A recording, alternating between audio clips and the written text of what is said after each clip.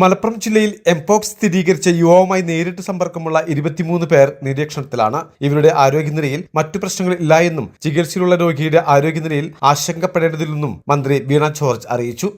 എംപോക്സുമായി ബന്ധപ്പെട്ട് ഇപ്പോൾ African ഭൂഖണ്ഡത്തിൽ കണ്ടെത്തിയിട്ടുള്ള clade 1B ആണ്. നേരത്തെ ലോകാരോഗ്യ സംഘടന എംപോക്സിനെ ഹെൽത്ത് എമർജൻസി ആയിട്ട് പ്രഖ്യാപിച്ചപ്പോൾ അന്ന് ക്ലേഡ് 2B ആയിരുന്നു. അന്ന് കുറേ കേസുകൾ കേരളത്തിലും ഉണ്ടായി.